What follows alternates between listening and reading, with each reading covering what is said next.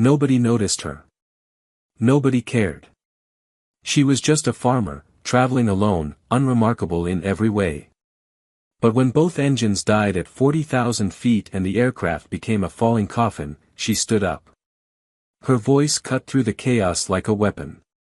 The pilots heard procedures they didn't know existed.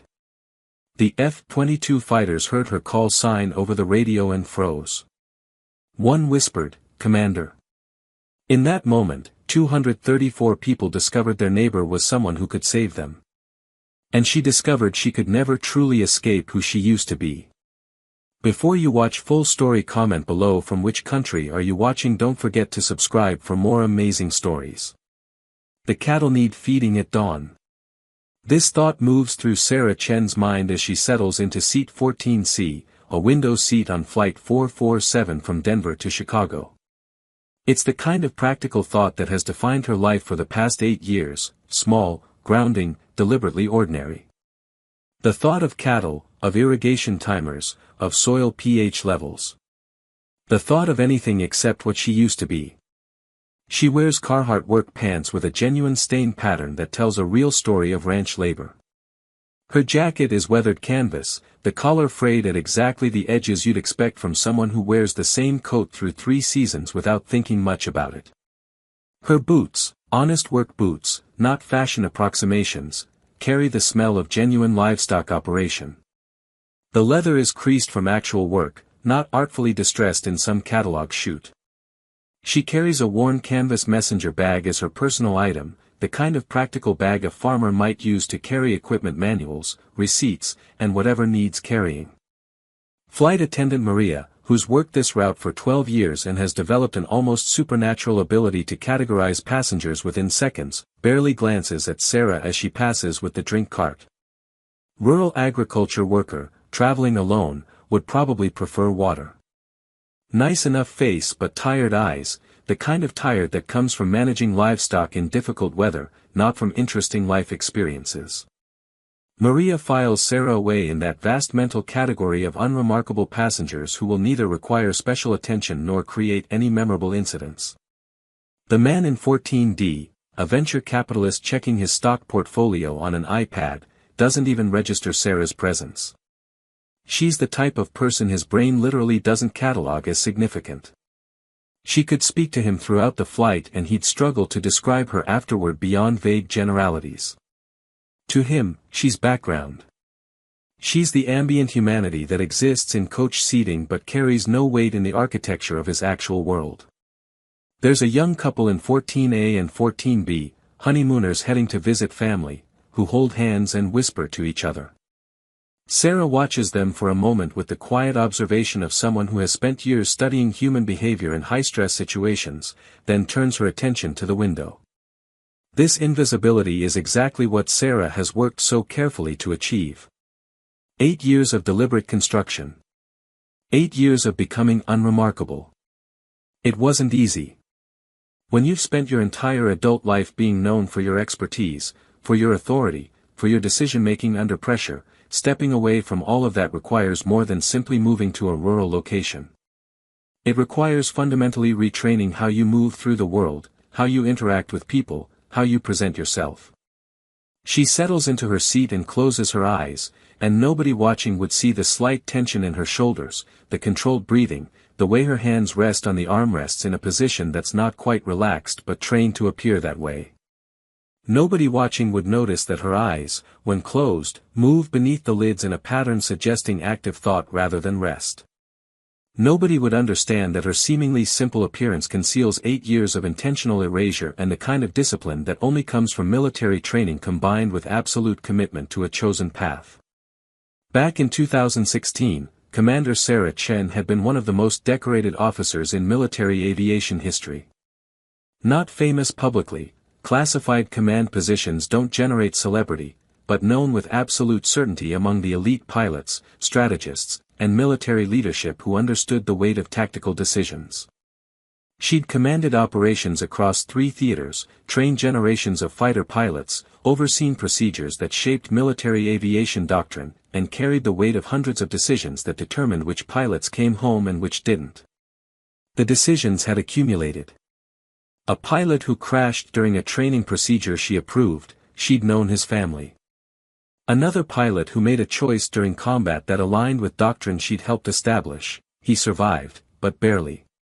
The weight of command authority isn't about single decisions.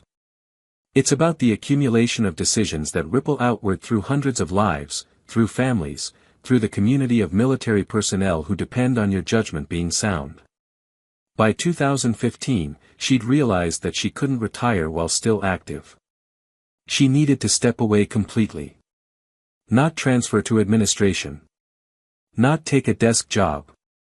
Complete removal from the structure that would keep calling on her expertise, that would keep burdening her with decisions that would affect other people's lives.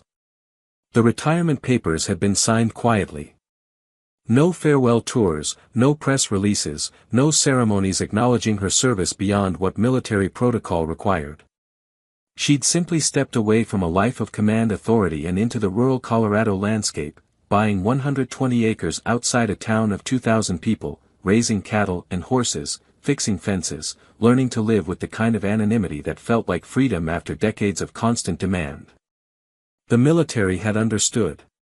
The military always understands when a leader has earned the right to step away completely. There was no exit interview where they tried to convince her to stay. There were no offers of consulting positions. The institution recognized that some people reach a point where they need to be released from the weight they've been carrying. Most people don't know you can actually retire like that, can step entirely out of the structure and nobody comes looking for you, nobody calls you back, nobody expects you to return. The military respects earned rest. You pay your dues, you survive your decisions, you carry your weight, and if you've done it long enough and well enough, you're allowed to simply become someone else. Sarah had become someone else with absolute commitment. No social media, no reconnection with military colleagues, no visits to the base, no conversations about her past. She didn't even think about it most days. Cattle require present attention. Horses require feed and water and shelter. Land requires maintenance. This work was honest and real and didn't require her to make decisions that would haunt her for years. A fence either needs repair or it doesn't. An animal is sick or it's healthy. The problems of ranching are tangible and immediate and don't ripple outward through the lives of people you're responsible for leading. The aircraft pushes back from the gate with the mechanical efficiency of operations that happen hundreds of times daily. Sarah had booked this trip because a veterinary clinic in Chicago was hosting a symposium on managing livestock disease in changing climates, and she'd wanted to attend in person rather than watching video recordings. Even her professional development was carefully chosen to reinforce her farmer identity. Nobody questioned a rural rancher traveling for agricultural education. It was the perfect cover because it wasn't cover at all, it was genuine interest in her actual work. Flight time, 3 hours and 40 minutes from Denver to Chicago. She'd be home by tomorrow evening. The cattle would be fine. The ranch manager she employed part-time had clear instructions. Everything was managed. Everything was under control. This was the rhythm of her life now, small trips, simple purposes, careful management of the land and the animals and the structures that defined her new existence. The aircraft climbs through 10,000 feet and the captain announces they're expecting a smooth flight, typical November weather, standard procedures. Sarah opens her eyes and watches the clouds beneath them, the landscape becoming abstract as altitude increases. She thinks about the cattle. About the winter hay supply she needs to arrange next week. About the fence sections that need repair before snow hits. About the young horse she's been training to accept saddle work. Practical, grounding thoughts. She does not think about the last emergency simulation she conducted. She does not think about the procedures she mastered for engine failure recovery at extreme altitude. She does not think about the classified tactics she learned in environments she's now prohibited from discussing.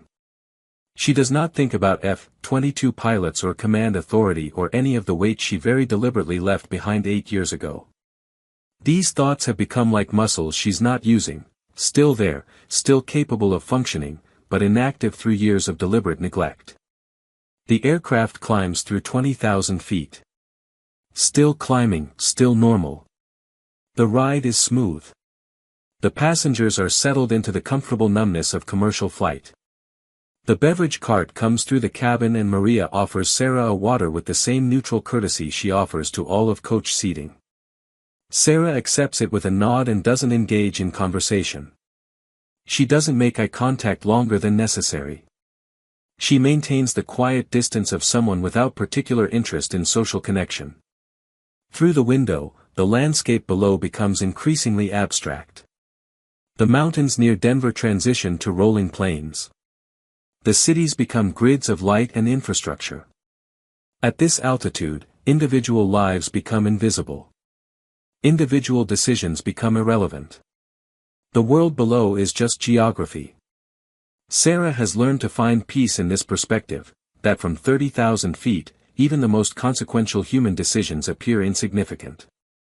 Outside the window, the sky transitions from blue to deep indigo to the color of space. The curve of the earth becomes apparent. Sarah has seen this view thousands of times, and she's carefully trained herself to see it as beautiful rather than as a geography of responsibility, a reminder of the complexity of the world she's responsible for managing. At 35,000 feet, Captain James Morrison, 15 years on commercial routes, clean record, family at home, feels something unusual. Not dramatic. Just unusual. A vibration that's slightly off pattern from the normal engine harmonics. He's felt this vibration maybe 3 times in 15 years of flying.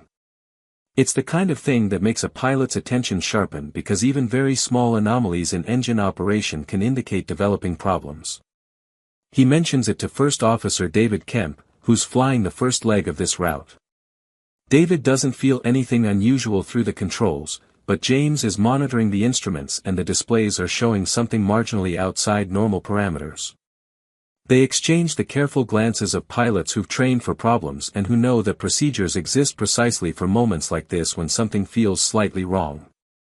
Could be a sensor issue, David suggests, the kind of practical optimism that commercial pilots learn after dealing with hundreds of false alarms.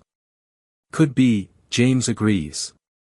But his hands are already reaching for the engine monitoring display, pulling up more detailed information about engine performance.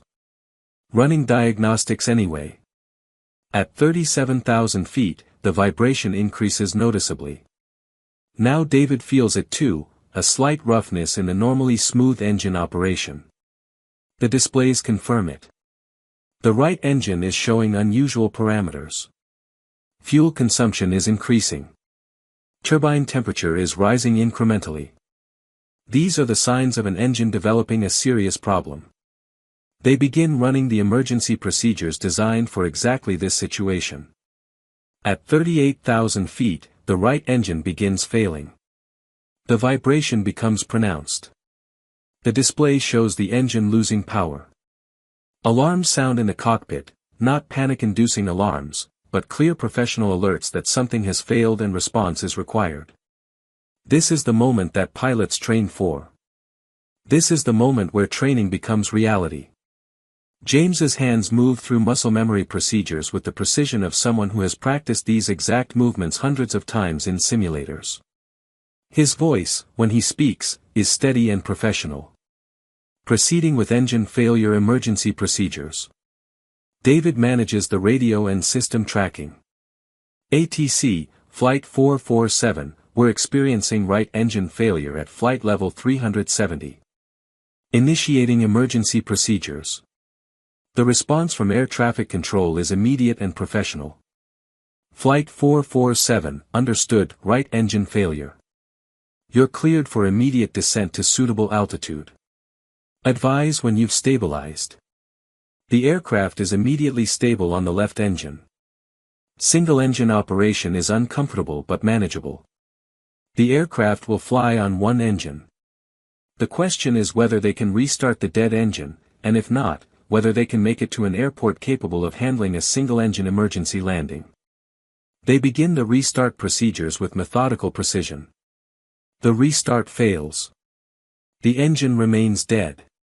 They try again. Still nothing. The engine remains completely unresponsive. In the cabin, passengers notice the sudden silence more than any alarm. Commercial aircraft are never truly silent, there's always engine noise, a constant background frequency that becomes almost imperceptible after takeoff. The sudden reduction in that frequency registers in the subconscious as wrong. Sarah feels it immediately. Her training registers the change in engine sound before her conscious mind even articulates it. Most of the other passengers feel it too. Some ask flight attendants what happened. Some simply feel unsettled without understanding why. Flight attendant Maria enters the cockpit briefly and exits with a carefully composed expression. Then she moves through the cabin with practiced calm, making an announcement about a minor technical issue that the pilots are handling. Her voice is steady and professional, but Sarah can see the tension in her shoulders, the way her hands are gripping the back of the seats as she walks through the aisle. Flight attendants know the sounds of aircraft. They know what normal sounds like and what concerning sounds like. Maria has been flying for 12 years and she knows that the change in engine sound is not minor. Sarah has stopped thinking about cattle. Her training is asserting itself through 8 years of careful erasure. She can read the subtle signals. The change in engine sound, the pattern of crew behavior, the specific emergency protocol that only activates under certain circumstances. Her pulse remains steady because her body has been trained by decades of exposure to crisis to maintain physiological calm regardless of circumstances. The captain's voice comes through the cabin speaker system with perfect professional control.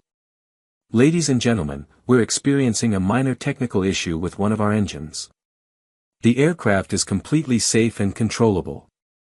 We'll be diverting to a nearby airport as a precaution.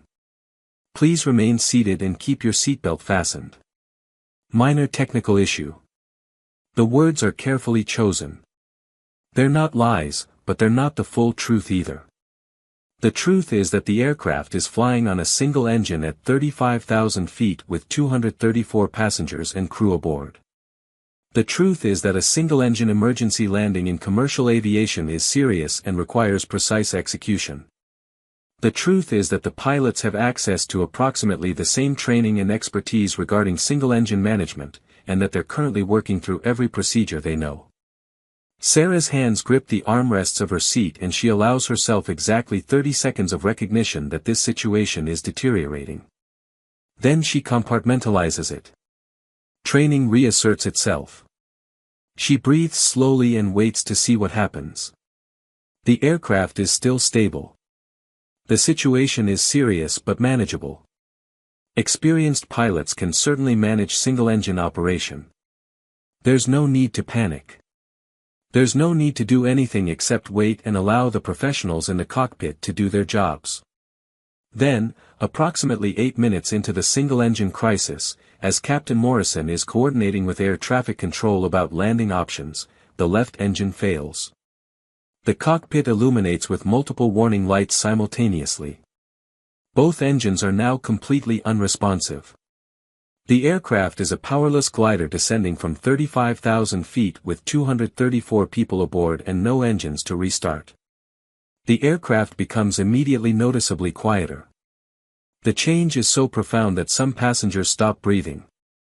The absence of engine noise is more terrifying than any alarm because the absence of engine noise means the engines aren't running, and if the engines aren't running then the aircraft is falling, and if the aircraft is falling then nothing else matters. In the cockpit, Captain Morrison's voice, when he speaks to air traffic control, is absolutely controlled and professional, but it carries the frequency of someone addressing the end of possibilities. Denver Center, Flight 447. We have dual engine failure. Both engines are unresponsive to restart procedures. We are descending from flight level 370 and will be declaring a Mayday emergency.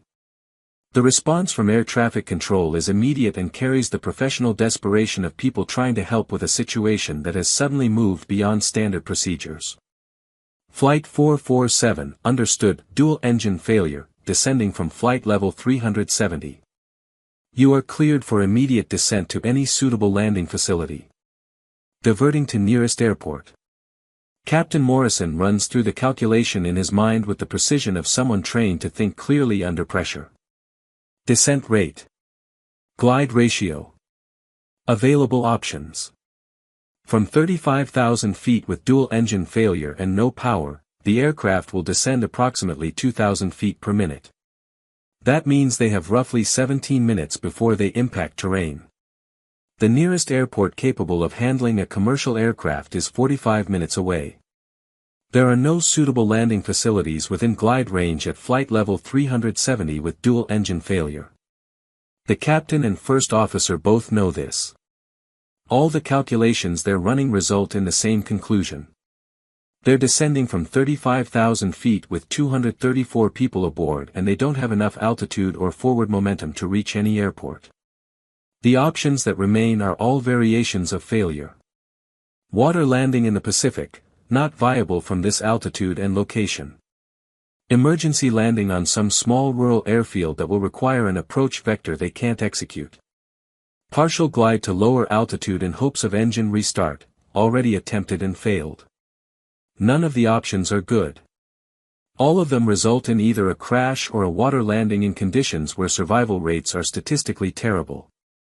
In the cabin, the chaos begins. Not panic yet, but the precursor to panic. Passengers are standing up. Some are crying.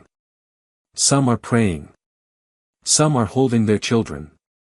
Flight attendants move through the aisles with grim purpose, assisting passengers into crash positions, heads down, arms around their bodies, prepared for impact. Maria's face carries the specific expression of someone who has rehearsed these procedures in training but who has never actually had to execute them for real. Sarah stands up with quiet, purposeful movement. Not panic. Not confusion. Just the movement of someone following instructions written into her nervous system years ago. Every muscle in her body understands that there's an emergency and that her training demands action. She moves toward the cockpit with the measured pace of someone who has been trained to move with purpose rather than panic. A flight attendant, not Maria, but James, a newer crew member, steps toward her instinctively. "Ma'am, we need you to remain seated for safety. The aircraft is." Sarah speaks with an authority that causes him to pause. "I need to speak with the captain. Now." It's not a question. It's not a request. It's a command delivered with a calm certainty that James's training has taught him to recognize as genuine authority. He's trained to respond to authority in emergency situations because clear chain of command saves lives. This woman has that authority in her voice. He steps aside.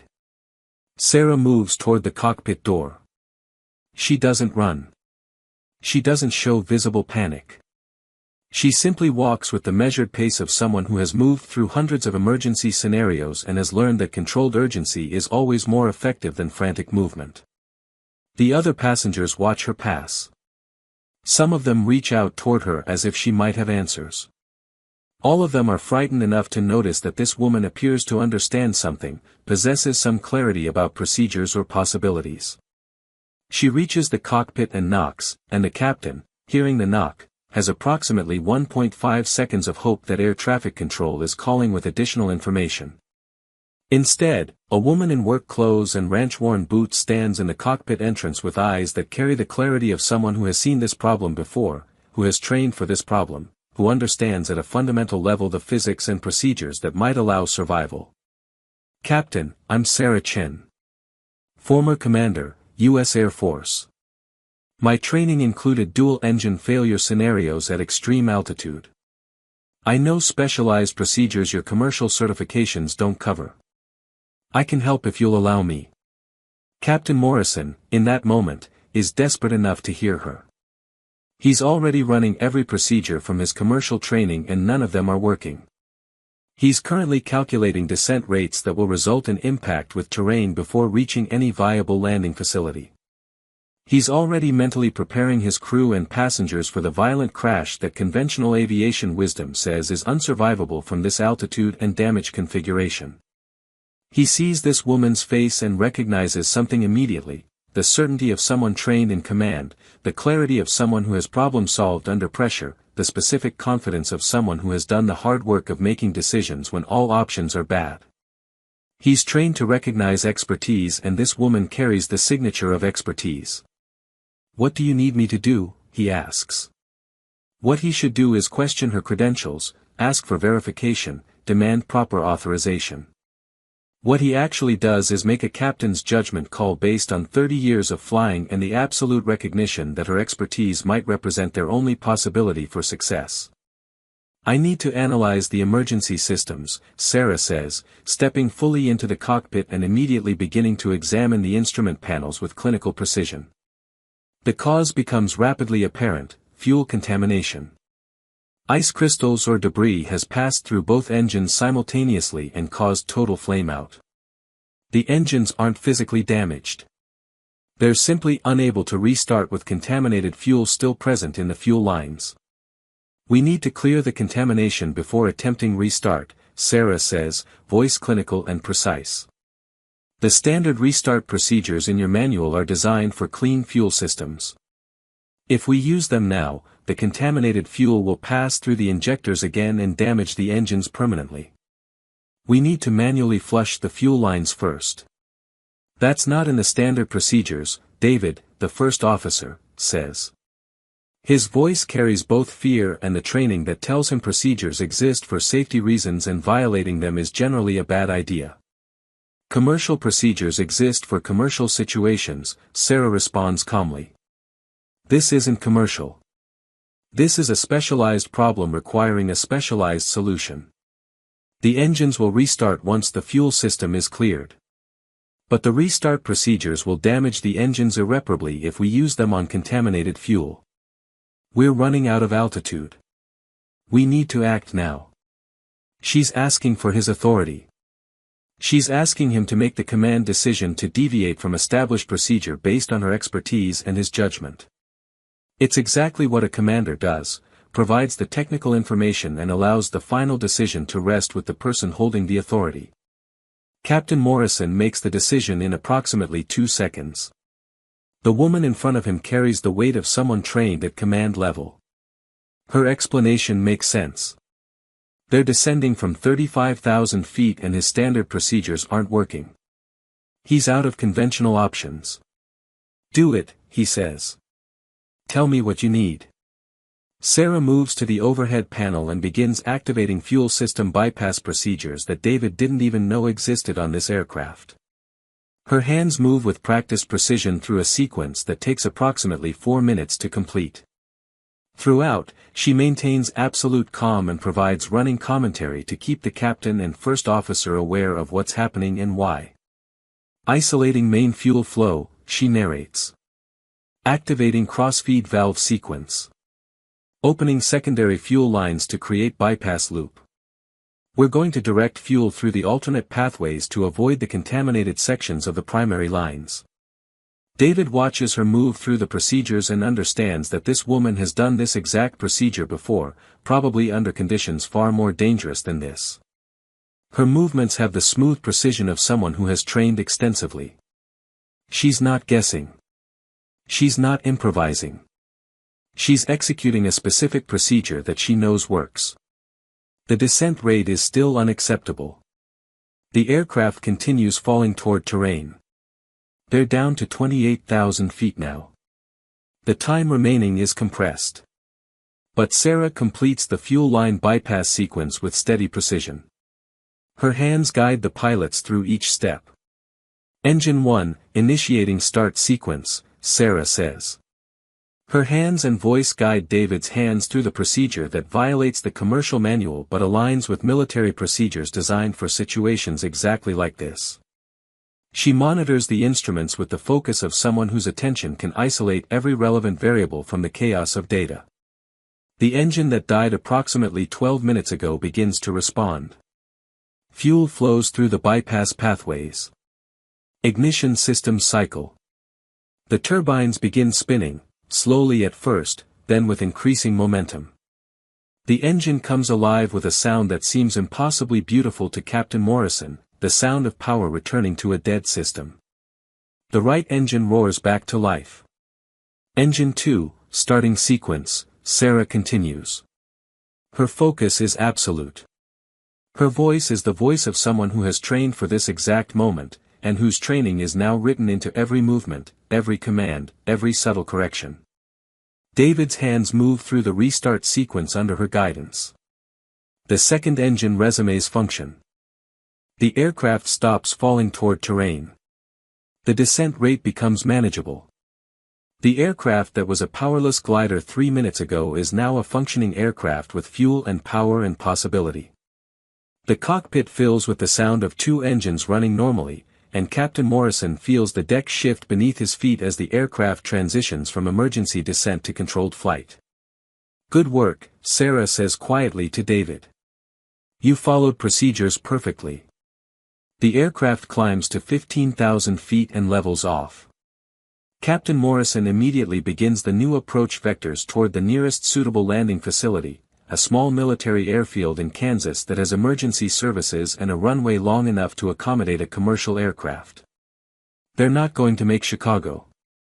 They're not going to make any major hub. They're going to land at this small military facility and hope the runway is adequate for an aircraft that's been flying in emergency mode for 20 minutes. As the aircraft levels off and the immediate crisis recedes from terminal disaster to serious emergency, Captain Morrison understands that he just participated in something that violated his training, that violated procedures, and that absolutely saved all 234 lives aboard this aircraft. He also understands that the woman who made this possible is not a farmer who happens to know about airplanes. Sarah moves to the radio and begins coordinating with military air traffic control using terminology and protocols that carry the signature of military training. Her communications are precise, efficient, and carry the authority of someone accustomed to directing complex operations. Military approach, Flight 447 with dual engine failure emergency, currently stable at flight level 150, requesting emergency descent to your facility with emergency services standing by. The military approach controller's voice comes back immediately, and there's something in the response that signals recognition. Not recognition of the aircraft, but recognition of the communication protocol, the terminology, the specific precision of the emergency declaration. Flight 447, descending to 8,000 feet, vectors for runway approach. Emergency services are standing by. The descent toward the military airfield is controlled but severe. The aircraft is damaged by whatever event caused the dual engine failure, the fuel contamination has left residue in the lines, and the strain of dual engine failure has created stress on multiple systems. The landing gear responds sluggishly when commanded down, and there's a moment where Sarah and Captain Morrison exchange a glance of understanding about how many things could still go wrong. But the approach is steady. The aircraft descends through 10,000 feet, 5,000 feet, 2,000 feet.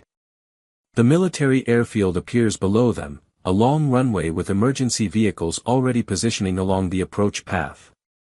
Fire trucks, medical response vehicles, military personnel preparing for impact. Sarah remains in the cockpit with David managing the radio communications and Captain Morrison managing the final approach. Her hands stay positioned near the controls but she doesn't interfere. Morrison is an experienced pilot and this is his aircraft and his decision to make. But her presence, her knowledge, her certainty creates an anchor point that allows him to execute the approach with confidence. The aircraft touches down approximately 1,600 feet from the runway threshold, not ideal, but manageable. The damaged landing gear holds. The aircraft slows. The aircraft stops. All 234 passengers and crew are alive. The aircraft comes to a complete stop and the emergency services begin immediately, fire trucks pulling alongside, medical response setting up, military personnel securing the scene. But before any of that, Captain Morrison turns to Sarah in the cockpit and his face carries something that looks very much like the expression someone wears when they understand they've just survived something statistically unsurvivable. "Thank you," he says. "We would have crashed without you. We would have all crashed." Sarah nods simply. She's already moving through the emotional aftermath that comes when someone who has trained for crisis finally stops moving. Her hands are shaking slightly now, not during the emergency, but after it. This is the pattern of her training. Control during crisis. Processing during aftermath. The adrenaline that sustained her through the emergency is now processing through her system and her body is beginning to acknowledge what happened. She moves back into the main cabin, and the passengers see her emerge from the cockpit, and they understand that this woman in work clothes just did something that saved their lives. She walks down the aisle toward the exit door, and passengers reach out toward her, and some are crying, and some are trying to thank her, and she nods at them with the gentle compassion of someone trained to lead people through their worst moments. She touches their shoulders. She makes brief eye contact. She acknowledges their gratitude without imposing her own relief upon them. The military personnel waiting outside the aircraft quickly understand the situation. The woman in work clothes is not a passenger who helped but a former commander whose expertise and authority just saved an aircraft. They treat her with immediate military courtesy. They offer her a chair to sit in. They provide water. They move her away from the chaos of emergency response and into a secure facility for debrief. But before the military debrief, before the survivors' gratitude, before the news crews that are already beginning to descend on the story, Sarah sits alone for approximately 30 seconds in a military office and understands that her 8 years of careful anonymity are over. The media has already identified her. Someone on the ground who monitored the emergency communications has already recognized her name. Someone in military command has already acknowledged who she is to personnel on scene. The story is already beginning to spread. Former Air Force Commander Sarah Chen, retired from active service 8 years ago, saved Flight 447 through expert emergency management. The narrative is already being constructed. Her name is already public. Her past is already being examined and documented. In the aftermath, Captain Morrison and First Officer Kemp and every survivor on that aircraft will tell the same story. There was a farmer, just a regular person traveling to a veterinary symposium, and when the crisis came, she revealed herself to be someone of extraordinary expertise and command authority. The story will be told and retold as a moment when hidden strength was revealed by necessity. News organizations will begin researching her military service. Social media will begin reconstructing her life. The privacy she carefully constructed will evaporate in the light of 234 grateful survivors and a miracle landing. The military personnel who debriefed her will file official reports acknowledging that Commander Chen responded to an emergency situation with expertise that shaped military aviation procedures. Her recommendations for the aircraft's emergency response will be compared against standard procedures and found to exceed them in every meaningful way. The military aviation community will recognize her name and understand that she was more than just a decorated officer, she was someone whose expertise shaped how an entire generation of pilots thinks about emergency management. And Sarah Chen, former commander, will sit through all of this knowing that her choice to step away from command, to become invisible, to live as simply a farmer was genuine and real and completely overthrown by the moment when 234 people needed someone with her specific expertise and training. The question, moving forward, is whether someone who has been fully trained for command can ever truly step away from it. Whether expertise that has been achieved can ever be truly retired. Whether the burden of knowing you can save people ever fully releases you from the weight of that knowledge. Sarah doesn't have answers to these questions yet. But she knows the cattle still need feeding. She knows the ranch still requires maintenance. She knows the life she built is still waiting for her, even if the world now knows who she actually is. She thinks about the survivors. About the pilots whose expertise combined with hers to save the aircraft. About the shared moment of understanding when she explained the procedures and Captain Morrison made the decision to trust her. About the weight of command authority and what it means to carry it. She thinks about going home to the cattle and the fences and the honest work of managing land and animals and the simple life she deliberately chose, knowing now that sometimes the life you build for yourself cannot contain who you actually are when crisis demands it. The military office where she sits is austere and functional, the kind of space designed for efficiency rather than comfort. A colonel enters with a folder and sits across from her with the careful respect of someone acknowledging a superior officer, even though Sarah hasn't worn a uniform in 8 years. The colonel's name is Harrison, and he's responsible for coordinating the emergency response and documenting what happened during Flight 447's crisis. Commander Chen, I want to be direct, Colonel Harrison says, his voice carrying genuine respect. What you did today exceeds every standard we have for emergency response. The procedures you executed, they're not in any commercial pilot manual. They're not even in most military protocols we currently teach. You innovated under pressure in a way that saved 234 lives. Sarah listens without responding immediately. She's heard variations of this conversation before, during her military career. The acknowledgement of expertise, the gratitude, the implicit suggestion that perhaps she should consider returning to active service. She knows what comes next. We'd like to debrief you thoroughly, Harrison continues. Document your procedures. Understand how you developed those specific techniques. There's value in what you demonstrated today, value that could inform how we train pilots and manage emergency situations across the entire military aviation network. I'm retired, Colonel, Sarah says quietly. I came back for the emergency. That doesn't change my status or my plans. Understood, Harrison nods. But you're aware that 234 people survived today because of your expertise. You're aware that military pilots around the world could benefit from the procedures you employed. You're aware that what you know, what you demonstrated, represents a level of mastery that most pilots never achieve. Sarah knows all of this. She's known it for 8 years.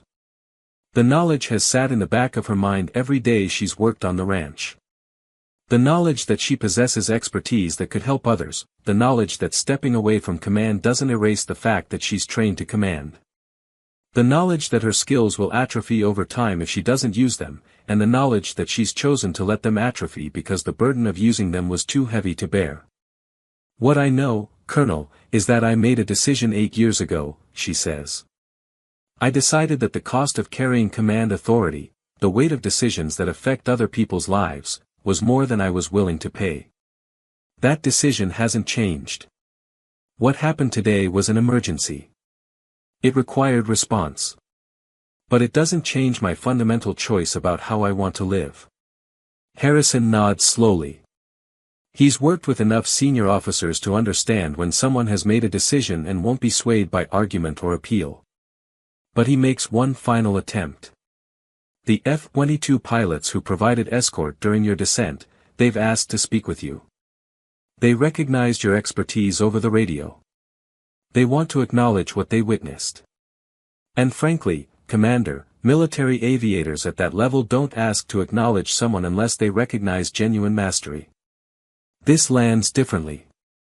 Sarah's expression softened slightly. The F-22 pilots represent something that matters, the professional military aviation community recognizing expertise and competence. It's one thing to save lives. It's another thing entirely to have elite military aviators acknowledge that the procedures and decision-making come from someone whose authority and expertise they respect at the deepest level. I'll speak with them, Sarah says. But I need to be clear. This doesn't represent a change in my status. This is a moment. Tomorrow, I'm going back to Colorado. I'm going back to my ranch. I'm going back to the cattle and the fences and the life I chose. Colonel Harrison stands and extends his hand. When Sarah shakes it, his grip carries respect and understanding and the specific recognition that he's sitting across from someone who has earned the absolute right to make their own decisions about their future, regardless of what the military or the world might want from her. The F-22 pilots are waiting in a conference room, Captain James Reeves, who led the escort, and Captain Maria Sanchez, who flew wing position. Both of them stand when Sarah enters, and both of them salute, which is correct military protocol but also carries the weight of genuine respect. Commander Chen, Reeves says. We wanted to thank you for the coordination. Flying escort for your descent, listening to your tactical guidance over the radio, it was an honor to work under your command, even briefly. Sarah shakes both their hands. You both executed perfectly. Your escort positioning maintained the emergency approach vector. You provided exactly the tactical support that was needed. You did good work. We studied your procedures, Sanchez says. The doctrine that shaped modern emergency protocols. We learn from what you developed. When we heard your voice over the radio and realized who we were coordinating with, it meant something to us. It meant we were coordinating with someone whose expertise literally shaped how we think about emergency situations. This is what matters. Not the gratitude of passengers or the recognition of the media or the appreciation of the military hierarchy. This is what matters, elite pilots acknowledging that someone's expertise has shaped how they approach their work. This is the weight of command authority. This is what Sarah has been trying to escape for 8 years. She sits with the pilots for approximately 30 minutes. They discuss the emergency response. They acknowledge the procedures. They express genuine professional respect. And when Sarah finally stands to leave, she understands that there will be a bridge between her farmer's life and her military past that she cannot completely burn. 2 days later, Sarah stands in her kitchen in Colorado, watching the sun rise over the prairie. The cattle are already grazing in the south pasture. The horses are moving toward the feed troughs. Everything is exactly as she left it, exactly as it would be if nothing had changed. But everything has changed. The news cycle has already moved past Flight 447.